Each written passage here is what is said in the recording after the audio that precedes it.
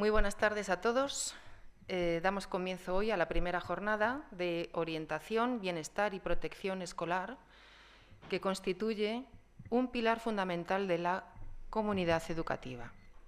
Como sabemos, estos tres elementos promueven un entorno educativo seguro donde cada estudiante puede desarrollarse en lo académico, en lo emocional y lo social, ya que ningún estudiante puede aprender plenamente si no se siente seguro, si no se siente valorado y no se siente acompañado. La orientación educativa nos permite guiar a nuestros estudiantes en su desarrollo personal, social y académico, y también a ayudarles a tomar decisiones, fortalecer su autoestima y proyectar su futuro. Como también ustedes saben, el bienestar estudiantil implica también cuidar la salud emocional, la salud mental de toda la comunidad educativa, promoviendo relaciones respetuosas, ambientes de confianza y una convivencia sana. Durante esta tarde vamos a reflexionar sobre todas estas cosas, más nuestro rol como docentes, directivos, estudiantes y familias en la construcción de una escuela que protege, orienta y cuida, de la mano de Eva Bertolín Bruguera, a la que tengo el gusto de presentar hoy. Buenas tardes, Eva. Eva Bertolín Bruguera es doctora cum laude y premio extraordinario de tesis por la Universidad Pontificia de Salamanca con el título La orientación educativa en las universidades de Castilla y León, diagnóstico y perspectivas. Eva es licenciada en Pedagogía por la Universidad de Barcelona, máster en Educación y TIC y Learning y posgrado en Coaching, ambos por la Universitat Oberta de Cataluña. Eva es profesora e investigadora de la Facultad de Humanidades y Educación de la Universidad Católica de Ávila. Imparte diversas asignaturas en los grados de maestro en Educación Infantil y Primaria y también en el máster universitario de profesorado de Educación Secundaria Obligatoria y Bachillerato, Formación Profesional y Enseñanza de Idiomas. Eva cuenta con más de 15 años de experiencia docente en formación para el empleo y orientación laboral. Es miembro del Grupo de Investigación en Diversidad Educativa. Ha participado en diversos congresos y seminarios y tiene numerosas publicaciones científicas con las líneas de investigación en orientación educativa en la universidad, metodologías activas, TIC y pedagogía. Muy bien, Eva. Lo dejamos todo en tus manos, cuando quieras. Muchas gracias, Anaí. Bueno, buenas tardes a todo el mundo. Es un placer para mí compartir esta tarde y bueno, pues agradecer la invitación desde el Centro de Formación del Profesorado. Mi charla se titula Orientar para toda la vida, bienestar y sentido en la era del algoritmo. Y vamos a estructurar esta sesión en 7 partes y bueno, voy a presentar un poquito para que nos ubiquemos. La primera parte es una pequeña introducción en la que voy a hablar un poquito de la actualidad. Vivimos en tiempos de desorientación, ¿no? Más bien, y ubicarnos un poquito en las necesidades de las que partimos. En segundo lugar, una breve mirada histórica, muy breve, pero sí necesaria para ver cuándo nace la orientación, cómo se va transformando y cómo llega a nuestros días en este siglo XXI. En tercer lugar, ¿dónde estamos? He titulado La era del algoritmo y vamos a ver un poquito, bueno, pues peligros que podemos encontrar en esta era del algoritmo. La orientación y el bienestar de los estudiantes, el bienestar educativo, que es un concepto interesante de poder comentar y de ubicar. Y en quinto lugar, una respuesta a partir de mis investigaciones, un modelo, un servicio de orientación educativa que propongo y que me gustaría pues, desarrollar un poquito. Finalmente, retos y límites también que nos encontramos en nuestro ámbito de acción y unas breves conclusiones. Bueno, podríamos empezar preguntándonos, ¿quién orienta hoy a un joven cuando Google, TikTok o la inteligencia artificial responderán antes incluso de que pregunte? Vivimos en una época que es fascinante obviamente, no hay duda, pero al mismo tiempo también es desconcertante. Nunca habíamos tenido tanta información y, sin embargo, nunca habíamos estado tan desorientados precisamente por esta avalancha. Los jóvenes y también los adultos, todos, buscamos respuestas inmediatas, por ejemplo, sobre qué estudiar, qué decidir, cómo vivir, a quién seguir, ¿no? Y todo ello pues, necesita también de una respuesta. Toda esta sobreabundancia, podríamos decir, genera un malestar silencioso que se traduce pues, en ansiedad, sensación de vacío, dificultad para tomar decisiones, no solo en el ámbito académico o educativo, ¿no? En diferentes esferas de la vida. Y en medio de todo esto, la orientación educativa se convierte, obviamente, en una tarea más necesaria que nunca, no solo para tomar decisiones, cada uno de nosotros, sino, más importante, para aprender a vivir con sentido, que a veces parece que se nos va olvidando.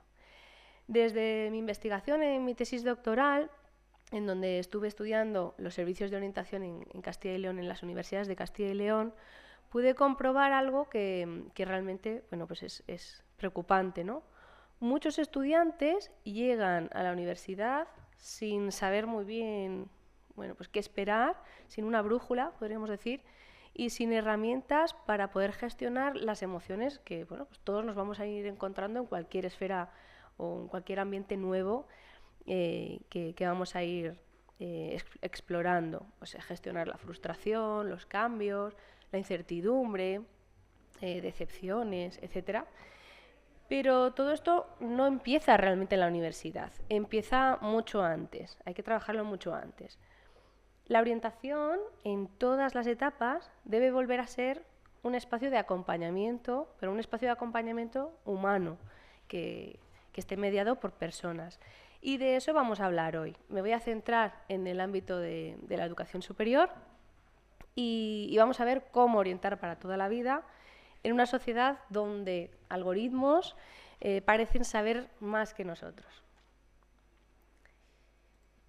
En primer lugar, en esta breve mirada histórica, debemos entender la orientación educativa como un proceso integral que está dirigido al desarrollo del individuo en todas las dimensiones intelectual, moral, social. Y partiendo de esta perspectiva, de esta base, la orientación no solo busca proporcionar información o guiar en la toma de decisiones que sean más de tipo académico o profesional, sino que también se debe configurar como un medio para el cultivo de las virtudes clásicas esenciales para la formación de la persona, ¿no? La formación del carácter y la vida en sociedad. En este sentido, la orientación se concibe como un principio rector del aprendizaje, va unido, obviamente, el educador y el orientador, y debe promover pues, la búsqueda del conocimiento, la autodisciplina, el compromiso con el bien común. A eso me refiero cuando hablo de los valores clásicos. Entonces, su finalidad trasciende al ámbito académico y al ámbito profesional, que habitualmente estamos más acostumbrados a entender la orientación, lo trasciende y vemos que aquí debe convertirse en una guía para que los individuos, los estudiantes, las personas puedan alcanzar la excelencia personal, la plenitud humana, así que va mucho más allá del momento, por ejemplo, de acceso a la universidad, sino que sea una mochila de herramientas que le vaya a acompañar para toda su vida. Entonces, estos valores vemos que nos han ido acompañando a lo largo de toda la historia y que son múltiples los prohombres, luego educadores, ¿no? Ya personas más formadas, psicólogos más tarde, preocupadas por eso. Durante siglos, orientar significó ayudar a conocerse. Era el máximo objetivo en la vida, ¿no? El que nos iba a acercar a la felicidad, a la plenitud.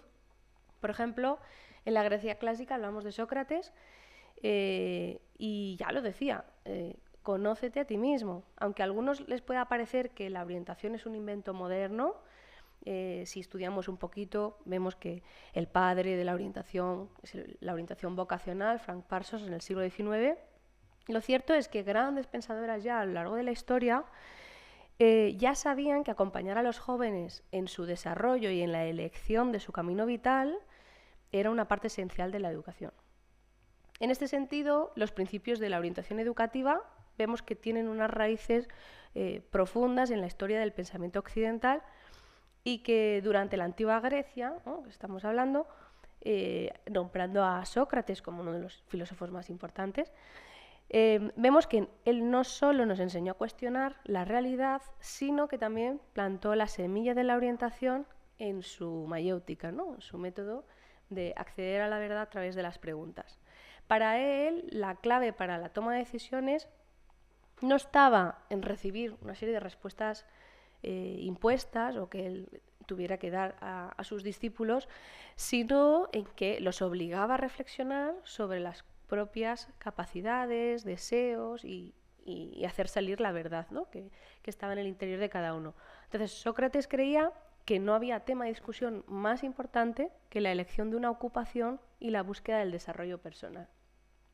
Si avanzamos un poquito en el tiempo y vamos al Renacimiento, vemos que Juan Luis Vives o Huarte de San Juan también nos hablan de estos temas. Ellos pensaron la educación como una forma de descubrir las capacidades propias. Huarte de San Juan, por ejemplo, destacó en una obra titulada Examen de ingenios para las ciencias la importancia de la evaluación de las habilidades naturales de cada persona, de cada individuo, para determinar su idoneidad para distintas ocupaciones. Es muy interesante poder hojear esta obra, porque en su enfoque vemos que el talento de una persona, o sea, las cualidades personales que cada uno de nosotros tenemos, debían alinearse con la profesión que escogiera.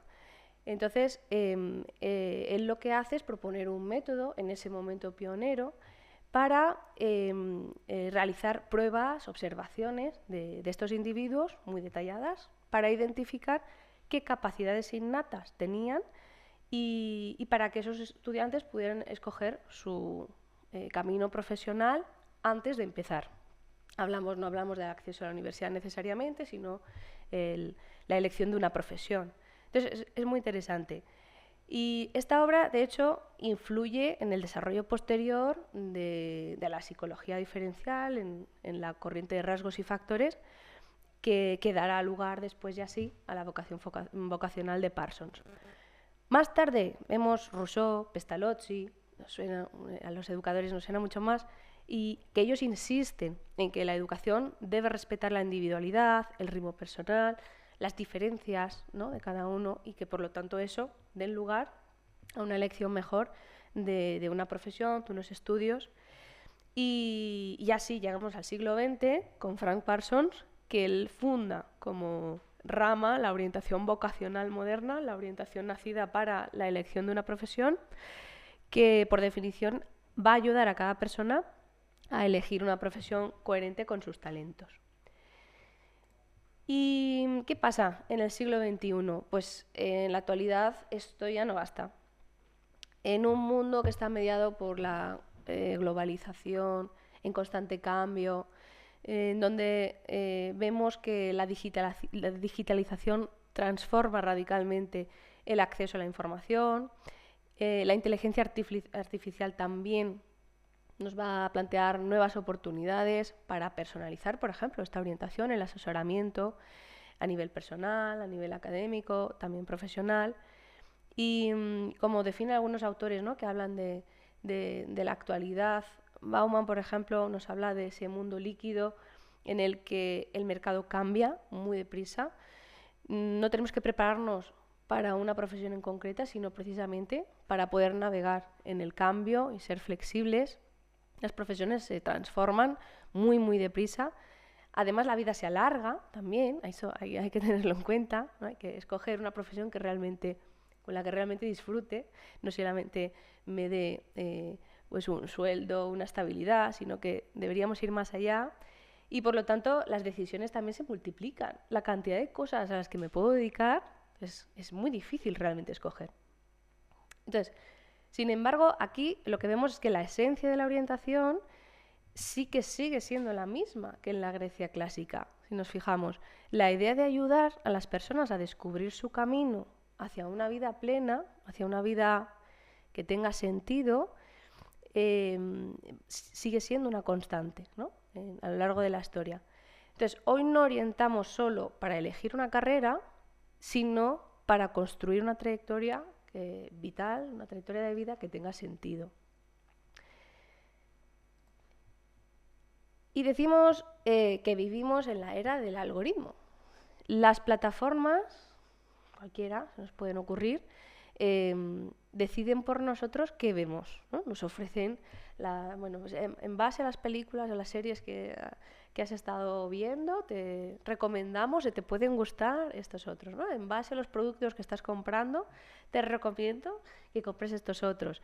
Ya no nos dejan ni siquiera pensar realmente qué necesitamos o qué queremos. ¿A quién seguimos? Lo mismo. Estamos a lo mejor consumiendo a algún influencer de una temática que nos interesa y automáticamente pues vemos ahí diferentes opciones también para seguir otras personas. Incluso también nos dicen estos algoritmos, nos dicen qué estudiar. Hay aplicaciones que te recomiendan una carrera según tus datos de personalidad, ¿no? Rellenas ahí un cuestionario. Chatbots, por ejemplo, que simulan apoyo psicológico. Digo simulan, muy bien, porque no son realmente psicólogos. Y, por ejemplo, sistemas que predicen qué alumnos fracasarán en base al rendimiento que están llevando. Esto lo están aplicando muchísimos centros, no solamente en universidades, sino también en niveles inferiores. El riesgo, por lo tanto, es enorme, porque estamos delegando esta competencia, que debería ser humana, a una máquina. El estudiante también deja de pensar por sí mismo. Y esto es confundir información con sabiduría, que va mucho más allá, ¿no? Algunos de los peligros importantes que nos podemos encontrar, pues podrían ser estos tres. Podríamos haber hecho un listado mucho mayor, pero creo que estos definen muy bien los peligros de la sobreinformación. El primero es la despersonalización. Cuando las decisiones se automatizan, estábamos diciendo, las personas se vuelven datos. Entonces, los algoritmos lo que aprenden es del comportamiento que estamos llevando a cabo, de la trayectoria que llevamos, pero no aprenden de lo que sentimos, de nuestras emociones, de nuestros dilemas, ¿no? Todo ese mundo interior que tenemos todos, de las aspiraciones. En educación, esto se traduce en informes que van a ser informes impersonales, diagnósticos masivos que vamos a hacer a nivel genérico, despersonalizado, o se traduce también en plataformas que recomiendan, entre comillas, itinerarios como si realmente todos los estudiantes fueran iguales, ¿no? Entonces, la singularidad, lo que nos hace diferentes, distintos, y que es lo más valioso que tenemos como seres humanos y lo que nos diferencia de las máquinas, va a correr el riesgo de disolverse en lo que sería pues, estadística pura, ¿no? En datos. Orientar no es predecir lo que alguien hará, sino acompañar lo que puede llegar a ser. Y eso pues, no lo sabemos. Entonces, el orientador en este contexto debe reivindicar la mirada personalizada, decimos, ¿no? La escucha, la relación, porque ningún algoritmo sabe qué significa, por ejemplo, pues una lágrima de frustración, una duda vocacional, yo qué sé, o de repente pues decidir que me quiero dedicar a una vocación que había pensado, que había descartado o que ni siquiera había pensado nunca. En segundo lugar, el segundo peligro que podemos tener con esta sobreinformación es la comparación constante. Seguro que todos nos hemos visto ahí en algún momento. Y ahí pues tenemos las redes sociales, también las plataformas educativas, generan una cultura de la métrica permanente, ¿no? Pues número de seguidores, o la nota media, si hacemos la comparativa, nota media, logros, insignias, dependiendo un poco de la plataforma que utilicemos, niveles, competencias adquiridas. Los estudiantes lo que hacen es crecer, ¿no? Aprender en medir su valor en función a los demás también, a esa media que estamos diciendo. Y la orientación, en lugar de fomentar la autonomía, corre el riesgo de reforzar esa lógica pues competitiva que no lleva a ningún sitio y que se limita a ofrecer rankings, test, resultados, que al final pues es lo tangible, ¿verdad? Son los datos, decíamos. Aquí lo que necesitamos es una orientación liberadora que devuelva al estudiante la posibilidad de definirse desde su propio ritmo, desde su propio proceso, desde su propio valor. No debería la orientación preguntarse cuánto vales, sino debería preguntarse qué te da valor, que es totalmente distinto. El orientador de hoy es más necesario que nunca porque ayuda a reconstruir la autoestima, ayuda a no caer en esa sobreexposición pues que podemos tener. Y el tercer peligro, como podéis ver, es esa pérdida de la autonomía. La comodidad tecnológica, que nos ocurre absolutamente a todos, ¿no?, nos acostumbra a que todo se decida por nosotros.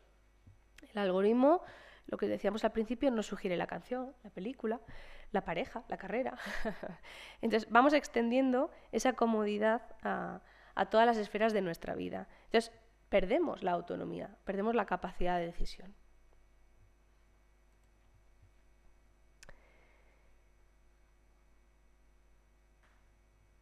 Sin darnos cuenta, delegamos, por tanto, el pensamiento, que hemos dicho que es lo más valioso que tenemos, y cedemos la responsabilidad de elegir, de tomar decisiones. Cuando esto ocurre, el ser humano pierde esa libertad interior y éticamente lo que deberíamos de primar sería formar sujetos autónomos, formar personas críticas, capaces de tomar decisiones realmente conscientes, incluso en un mundo que parece decidir por ellos, ¿no?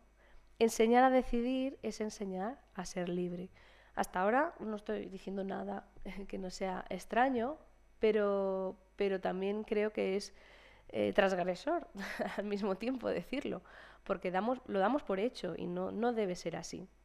El reto no es competir con la inteligencia artificial, no estoy diciendo que todo lo que tenga que ver con los datos, con medir, sea incorrecto, pero sí creo que no debemos delegar toda esa responsabilidad en la inteligencia artificial, por ejemplo, ¿no? Sino debemos cultivar una inteligencia que llamamos existencial, esa que no calcula, comprende, en donde la orientación pues debe humanizar. Si enseñamos a decidir desde la conciencia, no desde la predicción, vemos que esa pregunta, ¿quién decide por ti?, pues bueno, por lo menos la reflexionamos, no en todos los momentos de nuestro día, pero por lo menos pues paramos en algún momento, en los momentos más importantes, para intentar que seamos nosotros. Bueno, para aterrizar todo esto un poquito en un caso práctico, vamos a ver pues una situación que seguro que a muchos habéis pasado por ella y os podéis sentir representados. Imaginemos una estudiante, la vamos a llamar Marta, tiene 18 años, acaba de terminar el bachillerato, tiene buenas notas, es la primera de su familia en acceder a la universidad.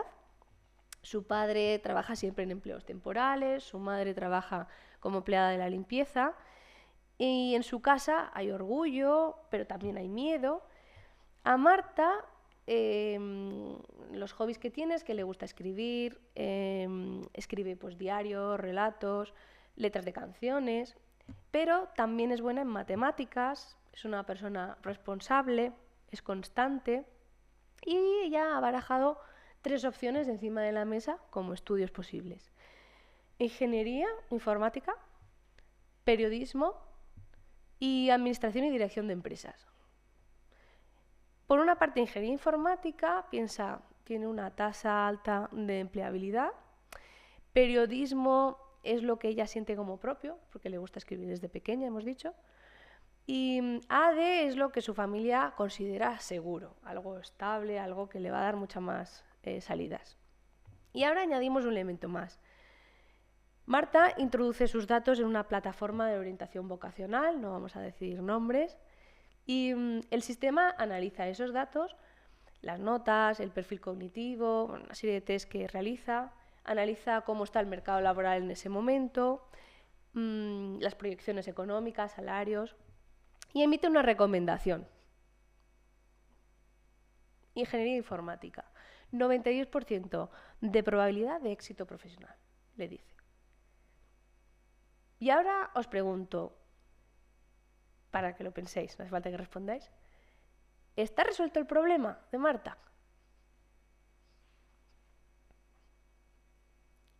Podríamos pensar, ¿de verdad? ¿De verdad está resuelto?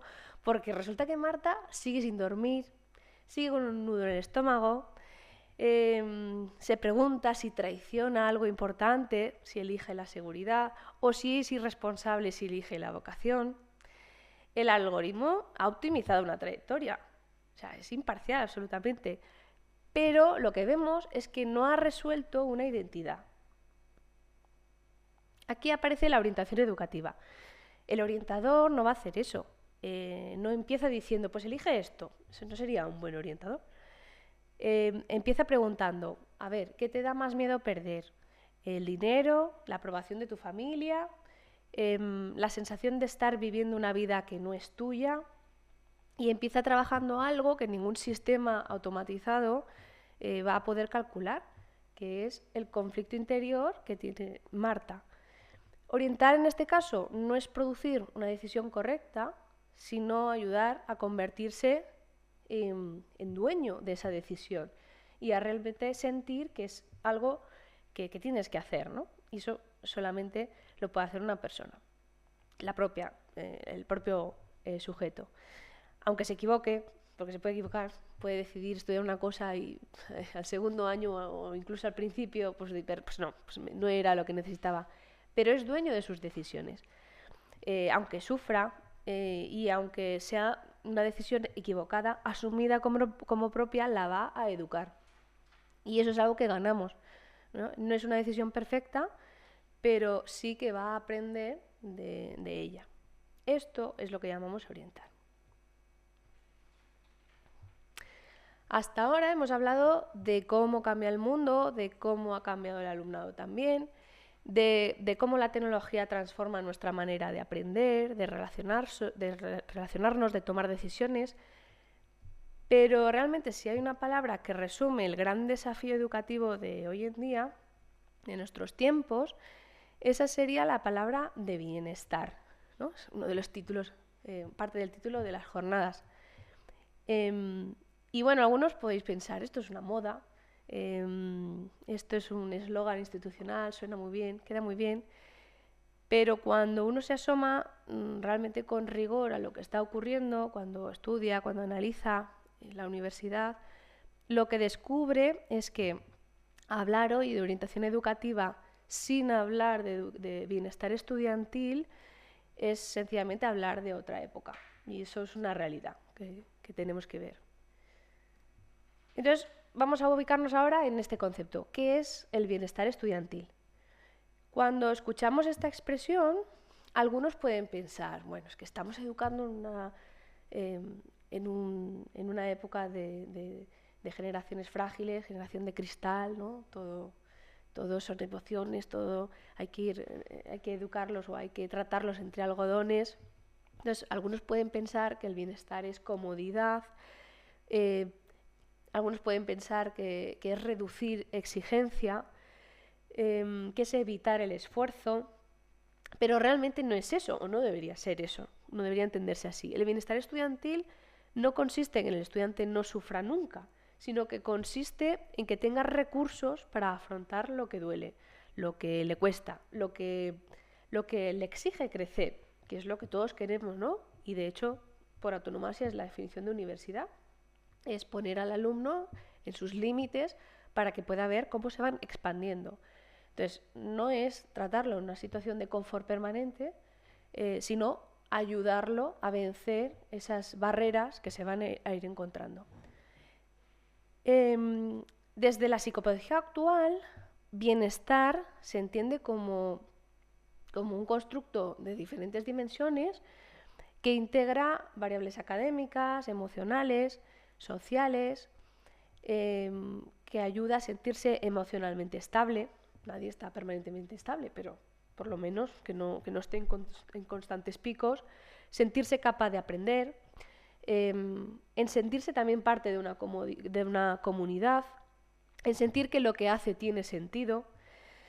Vemos que en la investigación reciente sobre salud mental universitaria, por ejemplo, los estudios de Hernández Torrano, define el bienestar exactamente como un fenómeno académico, emocional y social al mismo tiempo. Según el Ministerio de Universidades, en uno de los últimos informes, nos dice que la necesidad de cuidar de la salud mental y de recibir apoyo psicológico está presente en más del 50% de los alumnos de nuestras universidades. Esto nos tiene que decir algo. Aquí hay que hablar de que la exigencia sin cuidado es abandono. O sea, no es simplemente, pues si no vale para estudiar, pues que lo deje. Eso es abandono, ¿no? Y sabemos que el abandono en España afecta aproximadamente a 1 cada 3 estudiantes de nuevo ingreso. Eso es una preocupación de las universidades, todo el abandono de muchos alumnos. Esa tasa se aumenta mucho más cuando estamos hablando de estudios online o semipresenciales, en donde pues, la responsabilidad, la organización, etcétera, recae mucho más en los alumnos. El cuidado, por lo tanto, sin exigencia, también genera vacío. Si yo te lo estoy dando todo y te facilito y vas a probar, hagas lo que hagas, eso realmente no te va a hacer crecer y tú mismo te vas a sentir defraudado, ¿no?, con la institución que te está formando. Es por eso que el verdadero bienestar nace del equilibrio entre ambos, de la exigencia y el cuidado. A eso llamamos bienestar estudiantil. En la universidad podríamos preguntarnos cuándo surge este concepto, ¿no? Dependen de la edad que tengáis, los que estáis escuchando, pues diréis, madre mía, en la universidad nunca me habían hablado en estos términos. No lo sé. Durante siglos la universidad realmente no se ocupa de este concepto, no se ocupa del bienestar, sino que se ocupa del conocimiento, alma mater, ¿no? Si vamos a los inicios de las creaciones de las primeras universidades, pues son instituciones que están preocupadas por trabajar en el conocimiento, por preservar el saber, y aquí el estudiante que no resistía, que no tenía ya de serie las capacidades idóneas, simplemente desaparecía del sistema, ¿no? Aquí el fracaso era considerado una cuestión individual, una responsabilidad del alumno y no del sistema, ni de los profesores, ni mucho menos. ¿Cuándo empezó a cambiar? Pues empieza a cambiar en las últimas décadas realmente. Primero, cuando la universidad deja de ser un espacio para las élites y se convierte en una institución masiva. Algunos podrían decir, bueno, es que igual todo el mundo no debería acceder a la universidad. Es otro debate y opinable. Pero lo que vemos es que cuando entran en ella perfiles muy diversos, por ejemplo, pues estudiantes que están trabajando también, hasta hace poco, si estabas trabajando, pues ya está, ya te había acabado tu época de estudiante universitaria y te dedicabas a la siguiente fase, ¿verdad? Hoy en día vemos que es algo absolutamente habitual, ser profesional y al mismo tiempo querer reciclarte, querer incluso cambiar, porque te ha nacido una vocación. Diversidad en cuanto a dificultades económicas. Ese era un gran hándicap. Las familias que no podían costear los estudios universitarios de sus hijos o que sus hijos pues no tenían una estabilidad económica para poder afrontar las matrículas, directamente no entraban tampoco, ¿no? Ahora mismo con el sistema de becas, pues bueno, todo esto es mucho más fácil. Estudiantes con discapacidad. Y no hablo únicamente de discapacidades físicas, sino de otro tipo también. Estudiantes con problemas emocionales, trastornos, con trayectorias educativas que no han sido lineales. Era raro si cuando tú terminabas la educación obligatoria pues tenías que decidir o hacías FP o entrabas a la universidad. Ahora mismo hay muchísimos alumnos y seguro que muchos pensáis en personas que conocéis que han estudiado, pues eso, grado medio, grado superior, y luego se envalentonaron y entraron en la universidad. Todo eso es perfiles totalmente diferentes entre ellos, de tipo de estudiantado, ¿no? Y es lo que nos encontramos hoy en día. Entonces, también todo esto se junta, ¿no? La tormenta perfecta sería cuando encontramos la presión académica creciente, incertidumbre laboral, hiperconectividad, la pandemia, cuando la tuvimos, aislamiento social, exposición constante a la comparación, todo lo que hemos dicho antes, ¿no? Esos peligros. Y en todo este contexto, la universidad descubre algo que realmente es una idea incómoda, que muchos estudiantes no abandonan sus estudios porque no puedan aprender, sino que abandonan porque no pueden sostener la vida que les pedimos mientras aprenden, porque está pensado para un tipo de estudiante. En medio de todo esto, cuando yo voy analizando los servicios de orientación en las universidades, voy viendo que realmente ya hay modelos y investigaciones en donde ya aparece un patrón muy claro, donde hay una orientación que funciona bien, un sistema integral, integrado también, el bienestar mejora y por lo tanto el abandono disminuye. Donde la orientación es débil, fragmentada o no existe directamente, el malestar se multiplica. Esto coincide con modelos actuales basadas en programas integrales que abordan de forma multidimensional, pues eso, las necesidades de una persona y el modelo que se llama basado en servicios actuando por programas. No es casualidad todo esto, obviamente. La orientación educativa moderna no se limita a decir qué asignaturas eliges, acompaña al estudiante pues en cuando se siente perdido académicamente, ese sería un frente, cuando no ve claro su futuro profesional, y no necesariamente es al final de la carrera, cuando atraviese dificultades personales, que obviamente pues interfieren también en los estudios, o sería la cuarta esfera, cuando pertenece a colectivos vulnerables o invisibilizados. Entonces, por eso sostengo en mi tesis doctoral que el bienestar estudiantil no es un efecto secundario de la orientación, es uno de los resultados centrales de la orientación.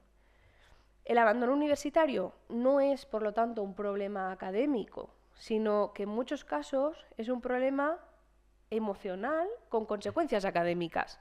Entonces, realmente se puede prevenir. Cuando uno analiza los motivos reales del abandono, aparecen, pues eso, es que estoy saturado, es que tengo ansiedad, es que no me sé organizar mejor el tiempo, o tengo miedo al fracaso, a no cumplir unas expectativas, siento que no encajo porque mis compañeros pues tienen un perfil y yo tengo otro, agotamiento, y junto a todo eso una realidad que es que muchos estudiantes llegan a la universidad también sin haber aprendido a gestionar todas estas emociones. Esta es otra y de lo que se hablará en la siguiente sesión, ¿no? La fase previa a la universidad, cómo trabajamos con esas competencias básicas los alumnos, cómo gestionan la frustración, cómo gestionan el estrés, la toma de decisiones. Si nadie te enseña esto, el sistema educativo pues realmente está fallando. No nos podemos centrar solamente en los contenidos, ya lo sabemos. Aquí entramos en un aspecto fundamental. Durante mucho tiempo, la orientación personalizada, el counseling, la orientación personal, fue considerada algo secundario, algo accesorio y que se activaba solo cuando el alumno pues, requería acceder a un servicio porque había un problema grave y se detectaba, ¿no? Hoy sabemos que eso es un error. Así lo sostiene la orientación personal, que está basada no en la acción o la respuesta ante un problema, sino en la prevención y el desarrollo humano. Lo respaldan muchísimos autores, Álvarez González, Vizquerra Alsina, Rodríguez Dieguez. Todos ellos hablan de eso, del acompañamiento personal, de la prevención primaria, y un sistema bien constituido de orientación debe ofrecer también programas de prevención y detección precoz. Todo ello habla de programas de bienestar integral. Entonces le va a enseñar a conocerse, a regular emociones, a pedir ayuda, a tomar decisiones que sean responsables, a tolerar la incertidumbre, que obviamente va a existir, ¿no? Decepciones, cosas que no esperaba, suspender una asignatura o de repente matricularme, que se me pasen los plazos y no me dejen defender mi TFG. Es una tutoría esta mañana que he tenido. y no entender que es responsabilidad del alumno también, ¿no? Saber todas estas cosas. Bueno, pues a veces estamos hablando de habilidades muy básicas que no tenemos asumidas. Entonces, no todos los estudiantes parten del mismo lugar, algunos cargan con barreras invisibles. Cuando hablamos de la diversidad, de los perfiles estudiantiles, discapacidad, dificultades económicas, lo he nombrado antes, todo ello en el bienestar estudiantil debe de ser acompañado, ¿no? Sin hablar de diversidad, no estamos hablando de la realidad. Y además la diversidad es construir un derecho también. El bienestar auténtico solo existe cuando el sistema se adapta a las personas y no solo cuando las personas se adaptan al sistema, ¿no? Por otra parte, para terminar con este diagrama, algunas universidades ya han comprendido esto. Voy a citar algunas que creo que lo están haciendo muy bien como modelo, y estaríamos ya hablando fuera de España, ¿no? Modelos anglosajones o nórdicos. Por ejemplo, Ferreira Villa, en sus investigaciones del 2021, estudia en Finlandia y las universidades públicas de Finlandia, y ahí lo que se ve es ese concepto de bienestar universitario, en donde hay una diversificación de servicios, ¿no? Pues no solamente, pues, por ejemplo, la atención académica administrativa, sino también ofrecer clubes de diferentes hobbies, ofrecer servicios, pues, para ocio después de las clases, para los estudiantes. En diferentes universidades pues tenemos pues, pastoral o tenemos diferentes opciones, ¿no? En este caso funciona muy bien. O, por ejemplo, universidades como Harvard, Stanford, Berkeley, vemos que los servicios de bienestar están muy bien constituidos. Aquí vemos que dejan de concebir la orientación como un despacho al final del pasillo, como algo que, bueno, si quiere el alumno ya lo pedirá, ya vendrá, y lo convierte en una estructura estable, que no es pasajera, que además es visible, que se oferta, que se da a conocer y que está integrada en la vida académica. También los docentes la conocen y trabajan con ella, ¿no? Forman parte de ese servicio, con programas de desarrollo personal, con talleres emocionales, con tutorías pues, persona a persona. Y son espacios donde el estudiante pues, puede abrirse y decir cosas que en clase no tocan, ¿no? No puedo más, o bueno, pues en fin, cualquier cosa. Cuando todo esto ocurre, lo que sucede es que la universidad deja de ser solo un lugar en donde se obtienen títulos, obtengo un grado, un máster, y se convierte en un lugar donde realmente se forman personas. Eso es lo que le da esa calidad. Volvemos a Marta. Pero ahora cambiemos de foco. Hemos hablado de ella, de lo que necesitaba, pero ¿cómo la ve la universidad? Lo que ve la Universidad de Marta son créditos matriculados, calificaciones, tasa de rendimiento, convocatorias consumidas, expediente académico, ¿no? A fin de cuentas. Pero Marta vive otra universidad, una universidad distinta. Vive el miedo al fracaso, culpa por gastar dinero en tasas, presión por no decepcionar, ansiedad antes de los exámenes, soledad en una residencia, imaginemos que está en donde no conoce a nadie, una sensación de impostora, ¿no? El síndrome del impostor, dudas sobre si vale, no vale, si debería estar allí o no. Todo eso no figura en ningún acta, pero va a decidir su permanencia. El abandono rara vez es académico en origen, sino que es emocional, identitario, económico, relacional. Y cuando decimos abandonado por bajo rendimiento, en realidad es un cúmulo de factores. Llegados a este punto, y después de hablar pues, un poco de este contexto, los retos, los peligros que plantea la era del algoritmo, despersonalización, comparación constante, ¿no? Pérdida de autonomía, nos podríamos preguntar, bien, entonces, ¿cómo debería responder la orientación ante todo esto en la universidad? Bueno, pues en mi investigación doctoral he tratado de dar respuesta a esta pregunta y he formulado un modelo de servicio que busca ser integral, que busca ser basado en los principios psicopedagógicos y que sea transformador. Es el Servicio de Orientación Universitaria Psicopedagógica, o SOUP, y no voy a entrar en todos los detalles técnicos, pero sí que voy a subrayar algunos de los puntos que lo inspiran. En primer lugar, la visibilidad y accesibilidad. Un servicio de orientación debe no solamente tener un enlace a la web institucional de su servicio, sino que el servicio esté integrado, por ejemplo, en la matrícula, en las jornadas de acogida, que aparezca de forma sistemática en el campus virtual de las asignaturas, que pedir cita no requiera un galimatías de llamadas interminables, de no saber muy bien quién lo gestiona, quién responde, ¿no? Ni siquiera están firmados muchas veces, y que al final pues acaban siendo servicios que el estudiante no encuentra nunca, no saben ni que existen. Eso seguro que os ha pasado a muchos, pasáis por la universidad y dices, que había un servicio de orientación. Pues eso es lo que debería, en primer lugar, cumplir un buen servicio de orientación, visibilidad y accesibilidad. En segundo lugar, que sea integral. ¿Integral qué significa? No hablo de buenas intenciones, sino de una estructura que esté organizada de forma funcional y que coordinadamente, no de forma separada, que entre ellos estén coordinados, se trabaje el área académica, que ayude con la adaptación, la planificación, las dificultades de estudio, un área también profesional, pero no solamente que acompañe al final, sino que acompañe desde los primeros cursos también. Un área personal, de bienestar, ¿no? Hablo de psicológico, de lo psicológico, que no únicamente esté para momentos de crisis, una persona que ya de repente pues tiene no sé cuántos ataques de ansiedad o ideas suicidas, no, estamos hablando de mucho antes. Y un área específica para la atención a la diversidad.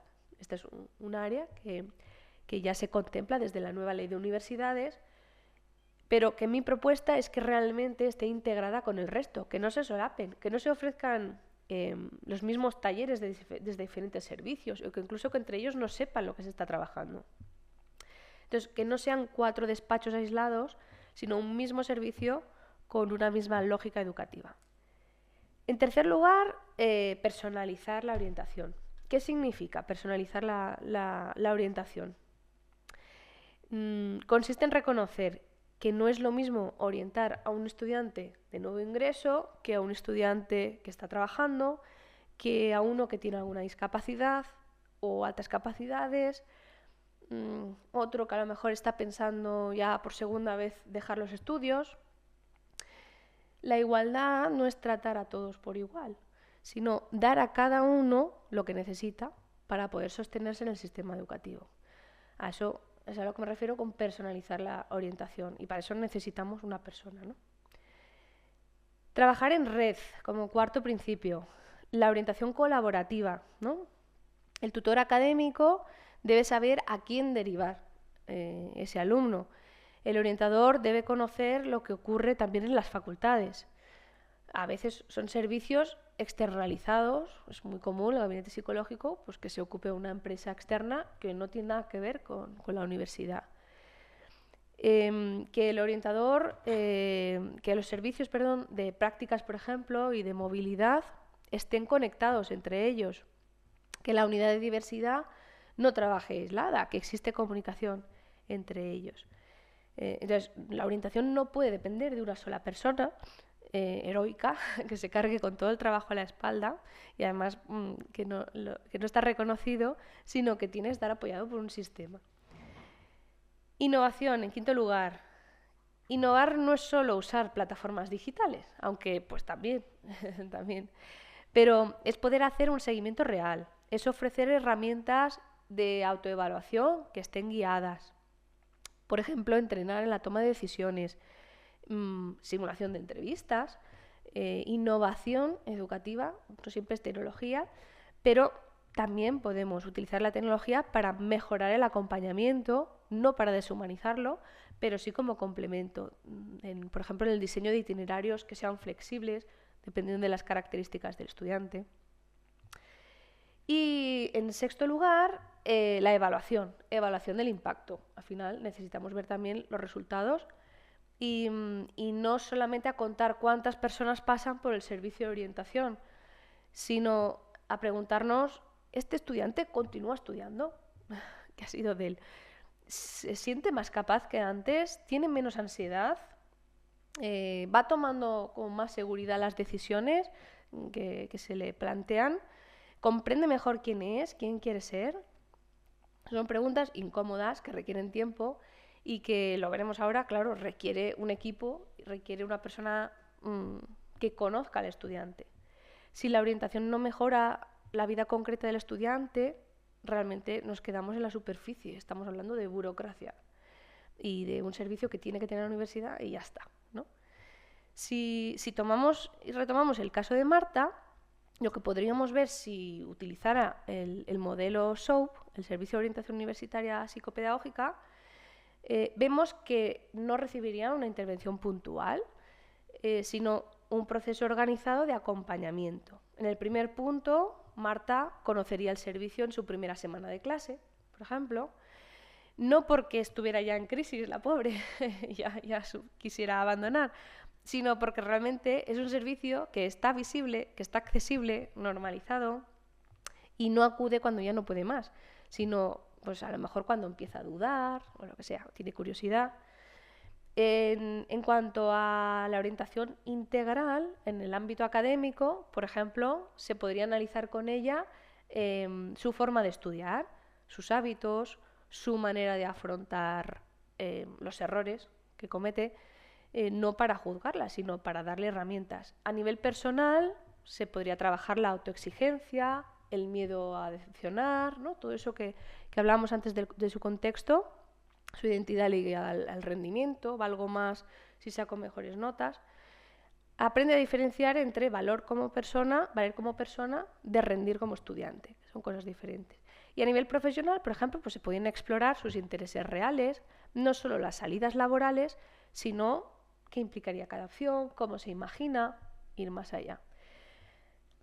A nivel de atención a la diversidad, en su caso se tendría en cuenta su condición de primera universitaria en su ámbito familiar, su contexto económico, su falta de referentes académicos dentro del entorno familiar y todo eso serviría para acompañarla, que se sintiera apoyada.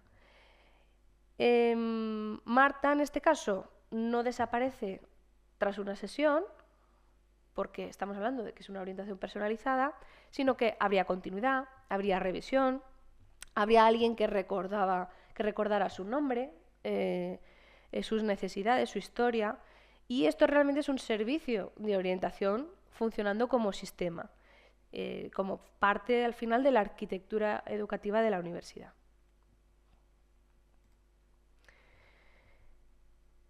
Bueno, hasta ahora hemos estado hablando de Marta, ¿no? De su contexto, de su presión familiar, del conflicto, pero hay una pregunta que todavía no hemos formulado. ¿Quién sostiene realmente ese acompañamiento? Hemos hablado en genérico del orientador. Sí que he dicho que no debería ser una persona sola, pero ¿de qué estamos hablando cuando hablamos de orientar? A veces hablamos de la orientación como si fuera una persona o como si fuera un despacho o un profesional aislado, pero la realidad es que la orientación universitaria es una acción en red, es una acción compartida.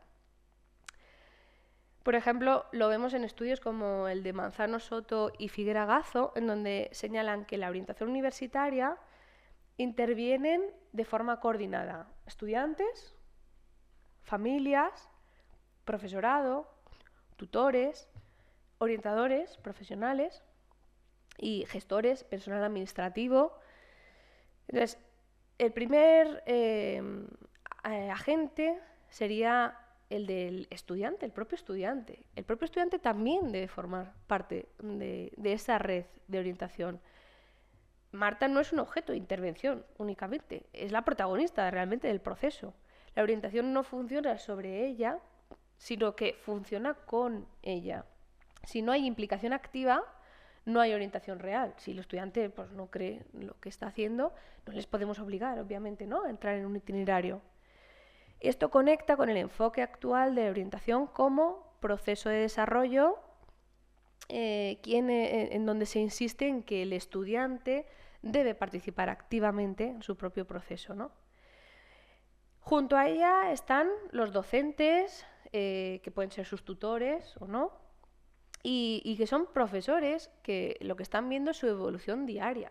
Están tratando a la persona, ¿no? La están viendo en directo. Ellos pueden detectar pues cuando alguien deja de participar, cuando baja el rendimiento, cuando cambia la actitud. Entonces ayudan a planificar trayectorias académicas. Cada uno en su asignatura, de forma transversal, puede contribuir a ello. Entonces, puede contribuir al desarrollo de competencias, por ejemplo, como se destacarían pues, como la toma de decisiones, transferencia de aprendizajes, la resolución de problemas. En tercer lugar, pues tenemos la figura del orientador. Sería el orientador profesional formado específicamente a nivel psicopedagógico. Pero este no es un burócrata, no es un técnico de formularios. Es un profesional especializado en acompañar procesos vitales, en toma de decisiones, en gestión del estrés, en crisis de identidad, en bloqueos, etc. Es quien sostiene conversaciones que no caben en un aula, que un tutor, un profesor, pues no va a tener con el alumno. Y quien puede traducir ese malestar en preguntas comprensibles. El rol del orientador, por ejemplo, se define por autores como Sobrado Fernández o Campo Gómez, es un perfil que integra competencias técnicas, tiene que estar formado, tiene que ser especialista, metodologías sociales a nivel personal, cooperativas, y todo ello lo convierte en un verdadero agente de cambio dentro de la institución. Entonces es muy importante que el orientador cuente con una formación generalista sólida, que no sea un administrativo. Un orientador debe tener una formación específica y posteriormente especializada para responder a la diversidad en situaciones personales, académicas, etc.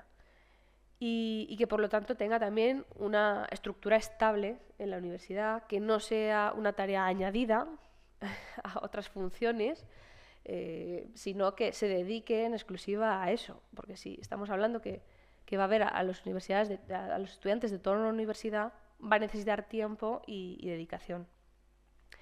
Tenemos otra figura que serían los mentores. Tendríamos aquí los estudiantes mentores. No sé si suena, todas las universidades tienen algún programa de mentoría y siempre funcionan muy bien.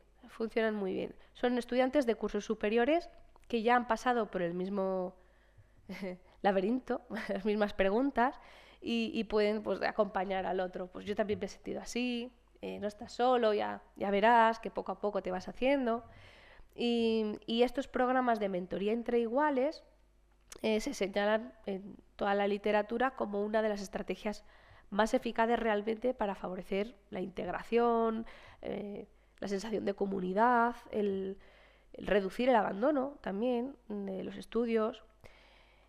La familia es importante también, aunque estamos hablando de adultos, la esfera universitaria, pues aunque seamos adultos seguimos necesitando de las personas que nos rodean, ¿no? Y las personas que nos quieren. Aquí en el caso de Marta vemos que ya no toma decisiones en el vacío, toma decisiones dentro de una historia familiar, de unas expectativas, de unos miedos económicos, ¿no? Que ya está sustentada todavía por su familia. Aquí lo que vemos es que realmente aquellos estudiantes que tienen redes de apoyo que son sólidas, entre ellas la familia, van a presentar menores niveles de ansiedad y de depresión que otros alumnos que no tienen esa red, ¿no? Entonces es importante también la red familiar. Los servicios universitarios, aquí ya entraría pues todo todo el personal administrativo, becas, movilidad, prácticas, gabinetes psicológicos también, atención a la discapacidad. Y finalmente tenemos la institución como tal, o sea, los recursos de los que parte la universidad, las ratios que baraja, lo decíamos al principio, ¿no? Un orientador no puede estar trabajando con infinito número de alumnos. Las prioridades presupuestarias. Si no es una prioridad nunca, el servicio de orientación, pues claro, va a ser difícil. El lugar real que se concede al concepto de bienestar estudiantil. ¿Realmente me lo creo? O, como decíamos al principio, es una moda y es un paripé. Ninguna orientación profunda es posible en una institución que solo mide créditos o productividad. Debe ser algo más. Se debe integrar en la política institucional como sistema de organización universitario. Cuando todo esto funciona de manera coordinada, pues aquí lo que vemos son alumnos sostenidos, alumnos escuchados, y en este caso el modelo SOAP no se entiende sin esta lógica, ¿no? Bueno, obviamente sería iluso creer que, pues que este modelo se puede implantar fácilmente en todos los espacios. Hay una serie de límites que tenemos que afrontar. Por una parte, límites institucionales.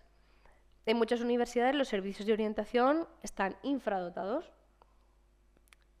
son invisibles, precisamente por eso. No pueden absorber la cantidad, a lo mejor, de demandas que tienen. Entonces, pues ahí donde decíamos visibilidad y accesibilidad no se puede dar. Dependen también de contratos precarios en cuanto al personal que lo sustenta, o se reduce a pura función administrativa, lo que decíamos al principio, ¿no? Un seguimiento académico sin nada más. Por otra parte, existen límites culturales. Vivimos una cultura que lo que necesitamos es la rapidez, la inmediatez, soluciones simples, pero orientar, igual que educar, necesita tiempo, necesita escucha. Son procesos que necesitan, pues eso, del tiempo para poder progresar, y eso choca al final con la lógica productivista y que tenemos en nuestra sociedad. A nivel tecnológico, pues también puede confundirse acompañar con automatizar, y eso va ligado con la economía también. Si yo sustituyo un orientador por un chatbot, sale mucho más barato, pero estoy confundiendo absolutamente lo que es el concepto de orientación. Y límites profesionales. Hay límites en nosotros, hay límites en las personas, cansancio, sobrecarga, falta de reconocimiento de lo que se está haciendo, escasa formación continua, eso lo vemos en muchas esferas, y riesgo al final de acabar burocratizando esa ayuda.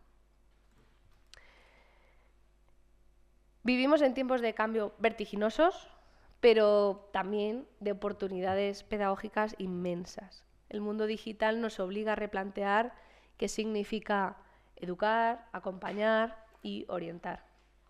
Y quizá la respuesta esté en lo más antiguo, en escuchar, dialogar, ayudar a descubrir una vocación que está ahí muy profunda, el sentido de lo que hacemos. Orientar es recordar al estudiante que su valor no está en los datos que produce, sino en la vida que elige construir. Si logramos que cada persona aprenda a orientarse por sí misma, habremos hecho mucho más que enseñar. Habremos educado para la vida. Pues hasta aquí mi charla. Muchas gracias por vuestra atención y nada más. Si necesitáis resolver alguna duda, aquí estoy. Pues las gracias te las damos a ti, Eva, por esta exposición tan magnífica donde nos has ayudado a reflexionar pues estos retos de los que hablas, ¿no? A los que tiene que afrontar la orientación educativa, y también por ofrecernos este modelo, este paradigma de orientación educativa que es fruto de tus investigaciones y tu trabajo duro. Muchísimas gracias, Eva.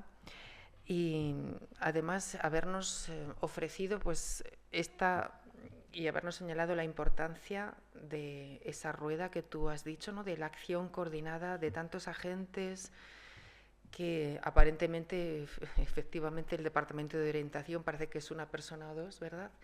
Y los demás agentes educativos parece como que no tenemos mucho que hacer.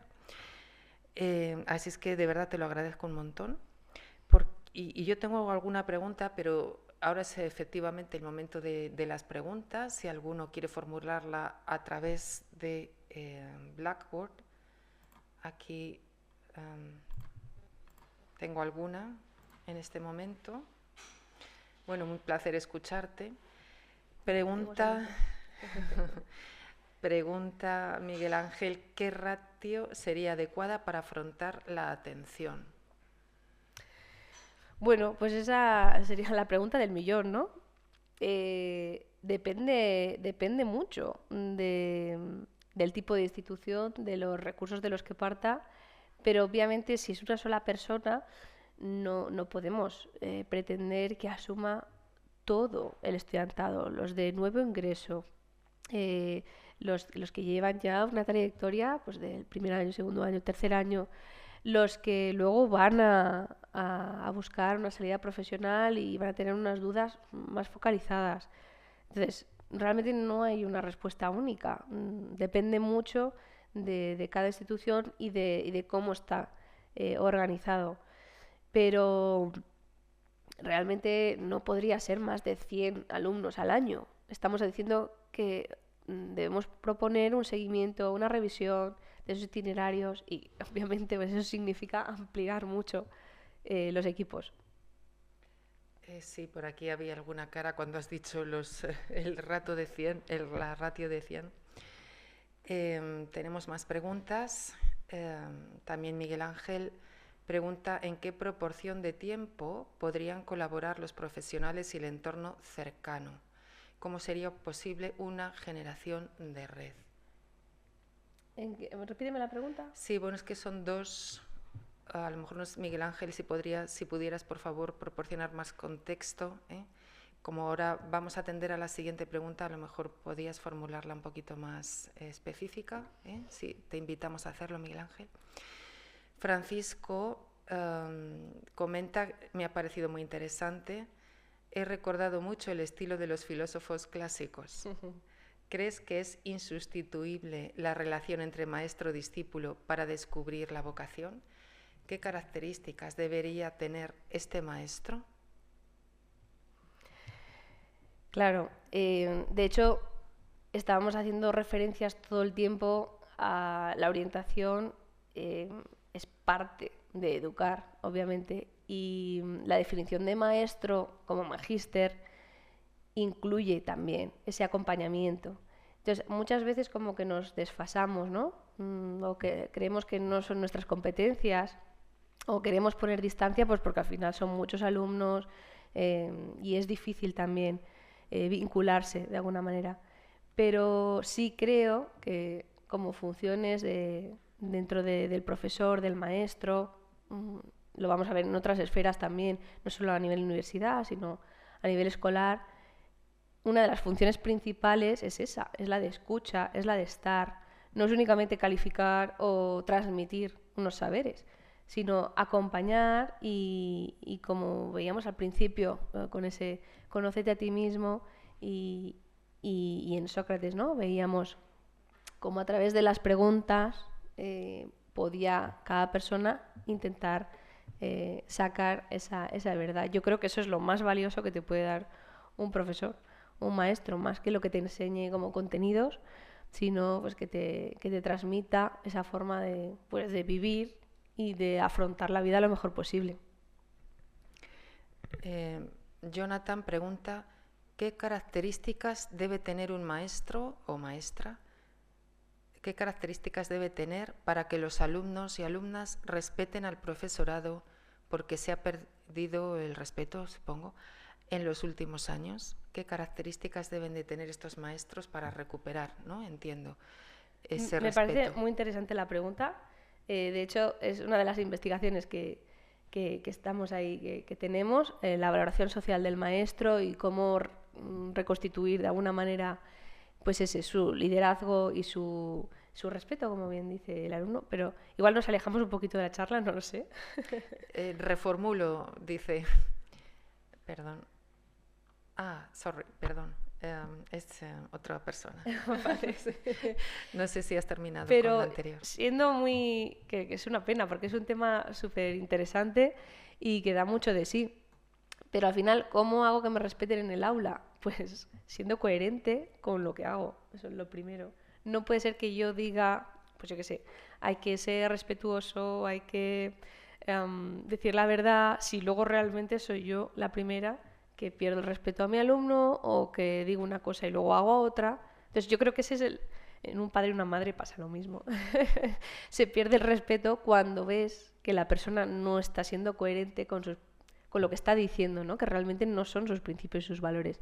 Entonces, un maestro y un orientador también, lo primero tiene que trabajarse a sí mismo y tiene que intentar, pues poco a poco, porque nadie es perfecto y así es el ser humano, es imperfecto, pero tiene que procurar ir trabajando para intentar ser un modelo para los demás. Yo creo que eso entra dentro también de la definición de magíster, ¿no? No sé si estoy respondiendo a vuestras preguntas, pero bueno. Gracias, Miguel Ángel, por reformular la pregunta. Él dice, en los servicios de orientación en institutos se promueven 250 alumnos por orientador y no se cumple. Desde ahí se observa la prioridad que ocupa el servicio. Me refiero al tejido de red que no se promueve desde las etapas previas. Y reformula la pregunta. ¿Crees que sería adecuado que desde los colegios hubiera un equipo estable en lugar de los equipos de orientación educativa y psicopedagógica? ¿Consideras que desde los institutos en los que se ven sobrepasados los 250 alumnos se debería promover esta reivindicación? Sí, claro. Yo creo que tú mismo te respondes en tu pregunta, ¿no? 250 ya son muchísimos, pero sí, es verdad, la realidad es que se superan. Y además, no solo eso, y es que el orientador no únicamente trabaja en sus funciones como orientador, sino que muchas veces pues también está dando clases bueno, y otras cosas, ¿verdad? Entonces, claro que todo eso interviene en esos límites que veíamos al final, límites humanos, la sobrecarga, de no sentir que tu trabajo realmente está valorado y a nivel institucional que no se ofrecen los recursos necesarios.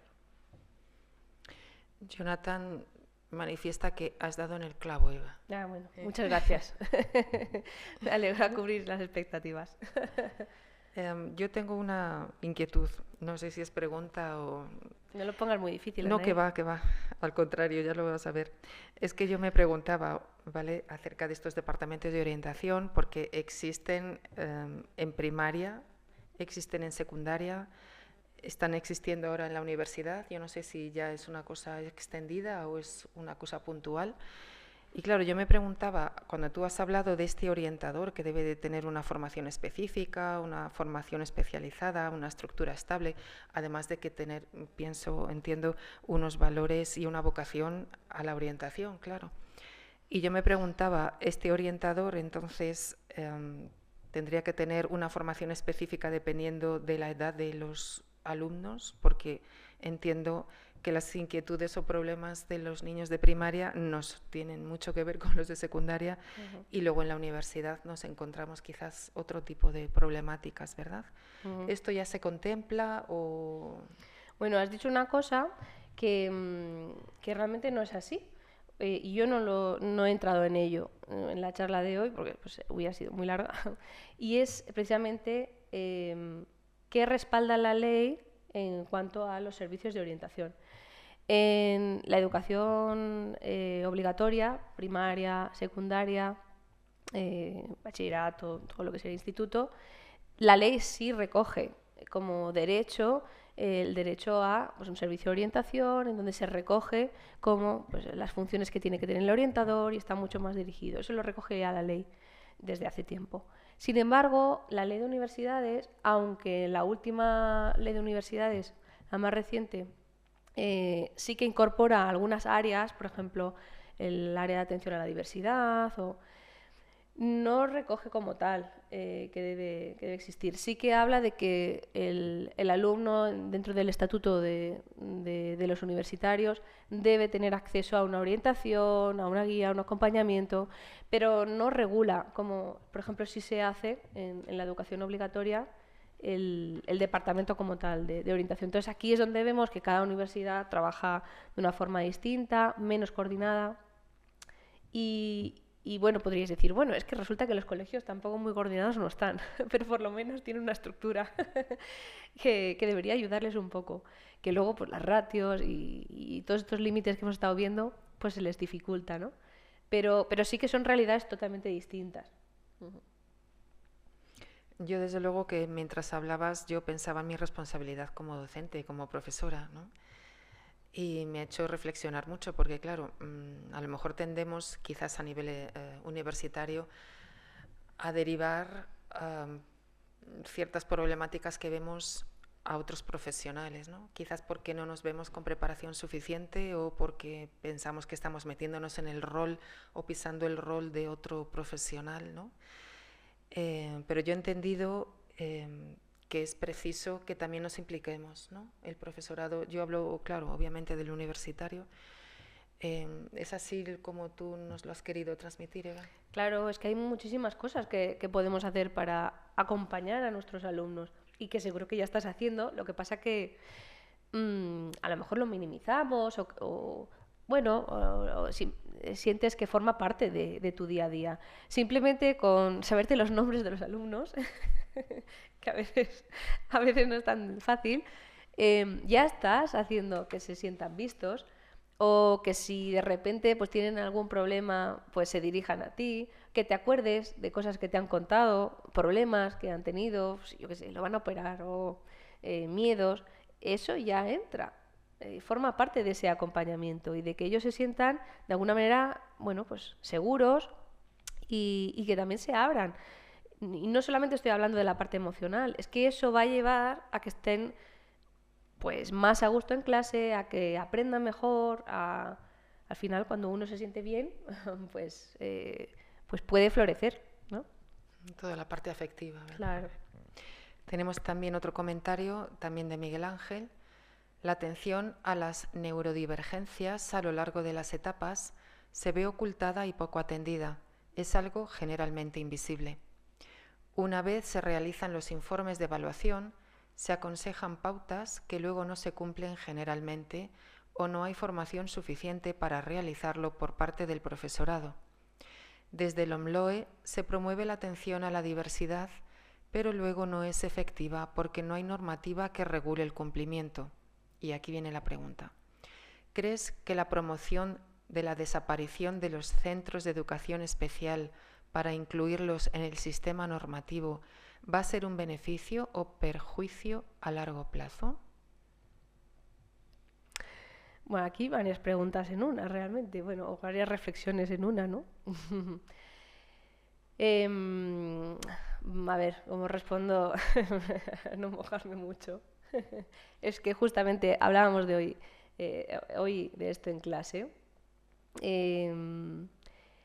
Hay que verlo, porque si no, pues al final todo es negativo y nos hundiríamos. Yo creo que hay que verlo desde el punto de vista positivo. Y también creo que hay que tener una esperanza de que realmente haya una respuesta también en aumentar los recursos, la formación, etcétera. Es un debate bastante candente, ¿no? El tema de los centros de educación especial, y al final es que cada niño es distinto. No está bien pues que un niño o una familia que quiere escolarizar a su hijo en una escuela ordinaria no pueda hacerlo. Hace años era así. Y tampoco está bien que una familia que quiera pues tener a su hijo en un centro de educación especial no pueda tampoco porque no está cubierto por fondos públicos, ¿no? Ese es un miedo que existe, vamos a ir viendo cómo se va materializando, pero que al final pues habría que ver caso por caso. Creo que todo lo que sea abrir opciones es positivo. Ahora, Si eso pasa por quitar fondos, por ejemplo, a los centros de educación especial, que ya están muy mermados y que ya es muy difícil, si realmente hay un niño o una niña que tiene unas necesidades especiales importantes y que no puede de ninguna manera ser escolarizado en un centro ordinario, ya de por sí es muy difícil matricularlo, que tenga plazas, y de hecho pues muchas familias tienen que recurrir a centros de educación privada. Entonces, bueno, una cosa es verdad que son los deseos, la carta a los reyes, y la LOMLOE a veces es un poco carta a los reyes, pero bueno, también es una palanca que debería acercarnos más, pues eso, a una inclusión, a que los maestros pues también se tengan que formar, que obligarlos a reciclarse, aunque también es una presión añadida. Y por parte del Estado, pues debería ir acompañado pues de una contratación mayor de personal especializado, de auxiliares en aulas, que muchas veces pues, no existen, ¿no?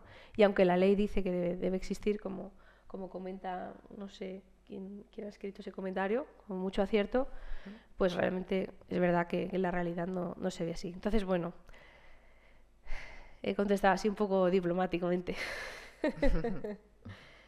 Muy bien. ¿Alguna pregunta en la sala? ¿O alguna pregunta más? Sí, tenemos otra.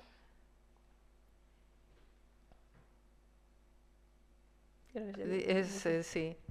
Dice, disculpad la extensión de la contextualización. Al revés, fui yo lo que lo solicité, o sea que quizás disculpadme a mí, ¿no?